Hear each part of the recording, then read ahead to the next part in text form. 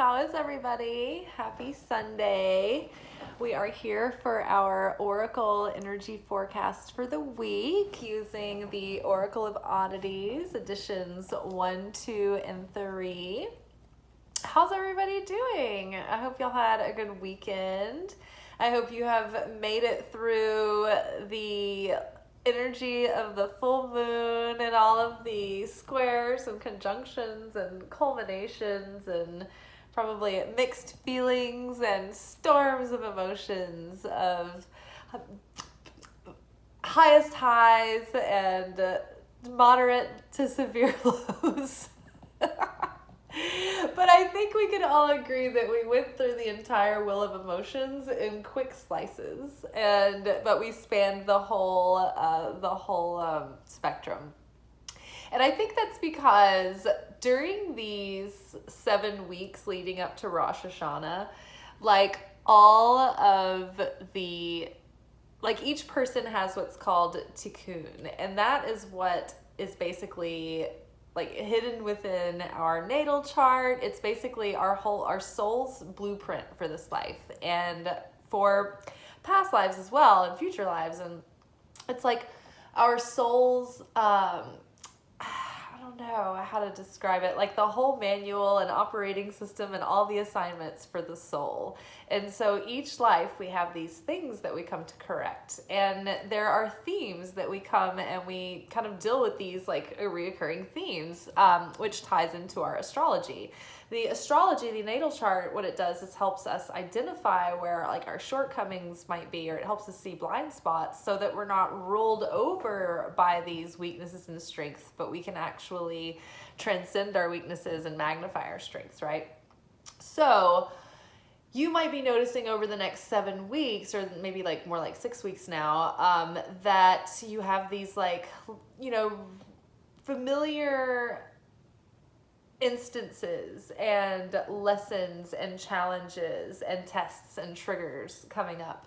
And you might even think am I just circling back around again? What is happening? I thought I'd moved past this. And basically what's happening is that the tests in the past that you either have to face again, or maybe you didn't quite pass at the level that you would have liked, but a lot of things are being represented to us so that we can meet them now at a new level and integrate them even deeper as we are facing them now, as evolved as we are, and from the mindset that we have now and the experience and the wisdom that we've gleaned, and all the inner work and transformation and healing that we've done. So it's not even necessarily that we failed or didn't pass before, but it's in high school, in junior high, and in elementary school, it's you have math every year, but each year you progress to a higher math, right? Or a different type of math.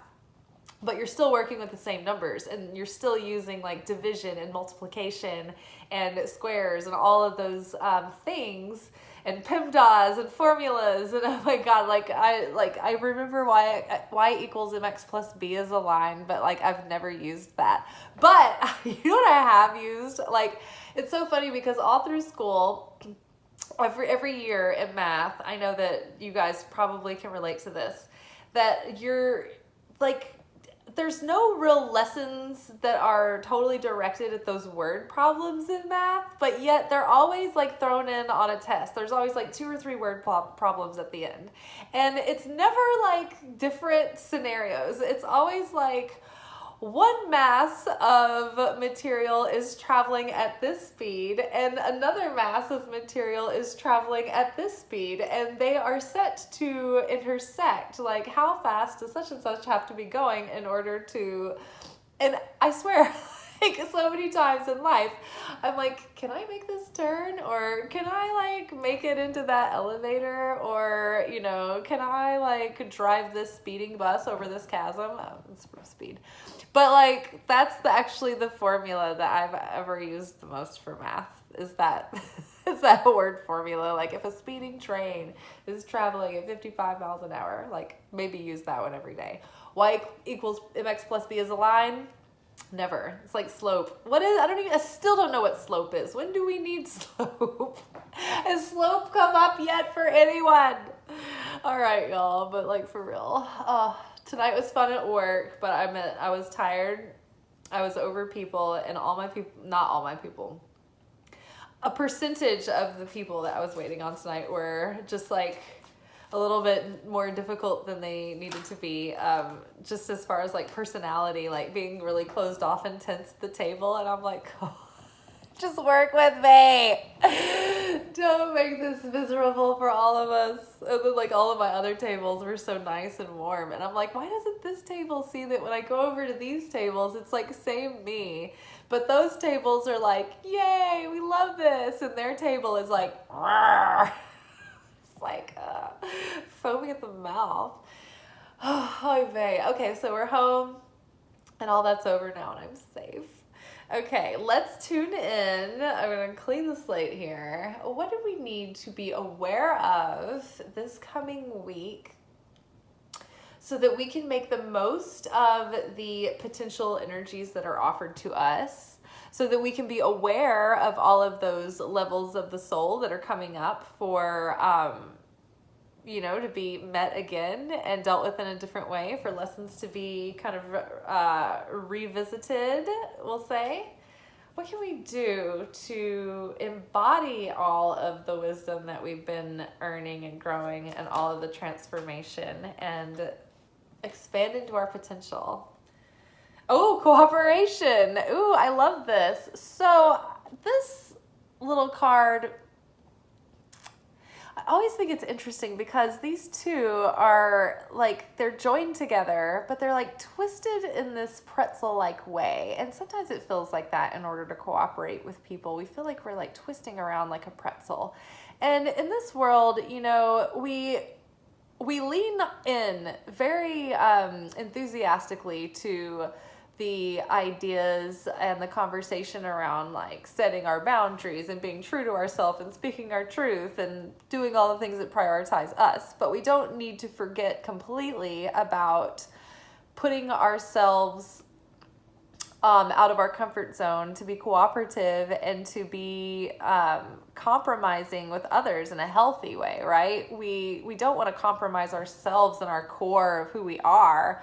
And we don't want to always be bending over backwards and twisting ourselves into a pretzel for someone or people in general. But we do have to participate in a bit of give and take. And so we need to learn how to take care of ourselves, but also not be selfish, right? Learn how to share, how to make allowances for others, how to accept others where they're at, how to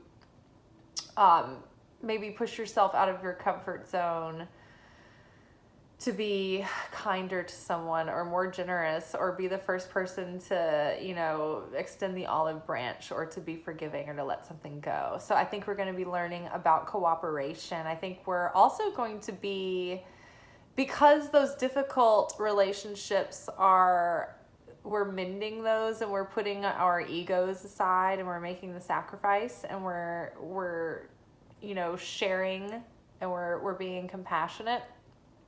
I think that the other relationships in our lives and the teamwork and our, people that we interact with around us, those are going to be even more harmonious and easier, because it's like there's just going to be this the sense of camaraderie, right?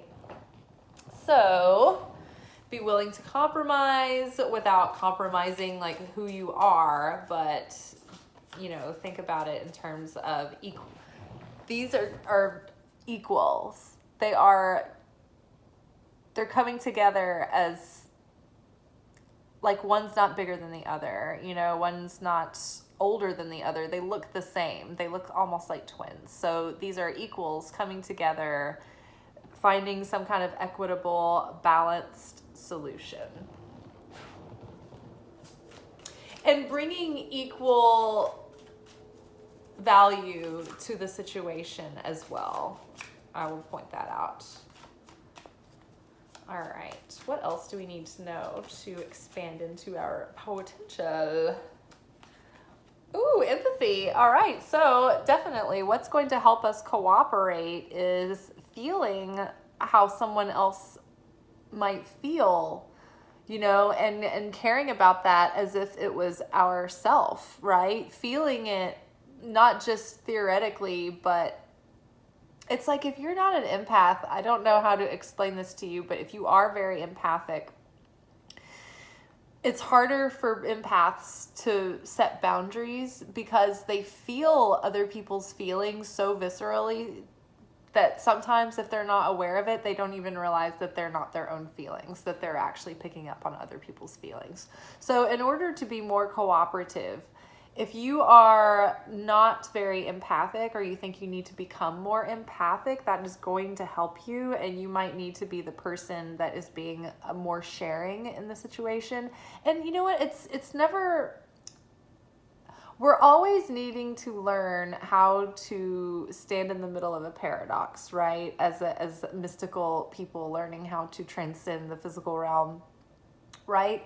So we need to be able to set boundaries and, have a backbone and take care of ourselves while also being able to compromise with others and put ourselves out and make sacrifices. So there's a balance there, right? And so you want to balance being overly empathetic because you don't want to be drained, right? You don't want someone to be toxically like sucking the life out of you. But so far, I feel like in this particular case, this is just a little dose of empathy might be what helps bring the two together, right? In cooperation. Pain. So we are all carrying around pain. When you are dealing with any given person, most of the time you're dealing with their wounded inner child. It's a scared, frightened, threatened child within, who's going through this life trying to survive, right? So people have an edge because there's so much pain that they're carrying around. And some people are aware of their pain, and some people have worked through various stages through this pain, but it's never truly gone, right? And so maybe having empathy for the pain that someone has been through and the pain that everyone has been through, right? Seeing the pain that each other has been through might be a common ground, and feeling that and empathizing with that in each other may be a common ground to bring you together. This might just be generally speaking, if you feel like you want to be more tight with people, like if you feel like you've been isolated for a while, you might be coming back into more friendships and more relationships and being more cooperative and involved with people than you used to be in general. Or this could be about a specific relationship in your life that's been maybe causing a little bit of turbulence or difficulty or pain. I mean, there could be a lot of pain going on between these two individuals because they aren't being empathic. They aren't having enough empathy for one another, and they haven't been seeing eye to eye, right? This situation is maybe too tangled up and they're too close to it to like step back and be able to empathize with each other's pain because maybe they're still in the pain, right?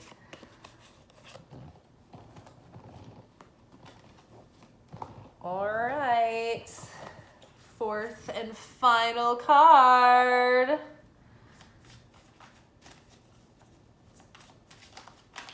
Hopefully it's going to be a healing week and not a super painful week, but you might be facing pain that might already be there, and maybe a wound could be reopened, but I think it will be for the sake of healing and evolving and moving the situation. And then our last card is creation, which I love that because if there has been a lot of pain causing blocks, maybe finally coming to this empathy and understanding and cooperation with someone to heal that pain is going to open up your ability to manifest, to create. It's going to unblock your creativity. It's going to unblock your ability to express your vision. It's going to open your heart, because you know what? When your heart is weighed down with dissonance, with, turbulence, with difficulties and friction with people, and when it's weighed down with pain and suffering and sorrow, it's really hard. I mean, like, yeah, you can create things from a place of brooding, but it's hard to really manifest big things in your life from a state of stagnant energy and stagnant emotion, or emotion and energy that has gone toxic even. So it's good to just allow this to all move through and be processed, and allow yourself to feel that pain and let it show you. You know, really examine this pain. Write out how you feel and what's making you feel this way and why. And if you're too attached to the thing that's making you feel this way, you might be giving it too much power, right? Because we want to start becoming the cause and not the effect. We're going to develop cause consciousness, meaning that we are choosing to be the creators of our own reality, and we are choosing the thoughts and feelings that we want to have, and we're becoming more like the light, who is eternal, perpetual, unchanging, and is not affected by the outer, right? Or anything else. Nothing affects the light, just like the sun is always shining, right? So we want to become like that, where we don't give away the power to outside things or to other influences to make us feel, to cause us to feel these ways. Like, we choose how we want to show up, and we make a practice and a discipline of maintaining that feeling. And then when things come up and trigger us and throw us off, we examine what that's telling us. This is good experience. This is a great opportunity. What is this trigger pointing out to me right now? Why do I feel this way? Do I need to feel this way? Maybe I'm putting too much importance on something, or maybe I'm being too intense about something, or maybe I have an attachment or projection. So explore, like, why am I getting upset? Why am I so attached to this? Why am I so afraid of whatever, fill in the blank, you know? And you might find out, because I actually did like a journaling exercise today, where I just started evaluating a situation and just wondering, like, you know, okay, well, what does the situation offer me at this moment? Is this even something that I'm interested in pursuing at this point? You know what I mean? So I was just like checking in to see if, like, I'm just still going with a pattern or going with momentum that was there, or is it still something that I want and I need to just tweak things a little bit here and there. You know what I mean? So check in with yourself. Choose kindness and truth and honesty. Cooperation. Empathy will help the cooperation. Try to have empathy for the other. Realize that we are all acting from our pain usually, and try not to take that personally, and try to use that as something that helps you understand where someone's coming from and not take them personally. And then letting go of all of this pain and all of this tension and the blocks there are going to open us up for creation. We're going to be extra magnetic, extra magical as far as like manifesting power goes. We're going to be able to sort of speak and envision and get a lot of clarity about what it is that we want, and the things that were kind of holding us back or keeping us stuck or confused or keeping our energy scattered are going to be kind of pruned out. All right. So you guys, I hope you have a wonderful week. I am looking forward to the same. I will see you tomorrow for our Monday, Tuesday tarot card. And until then, be good, but not too good. Ciao.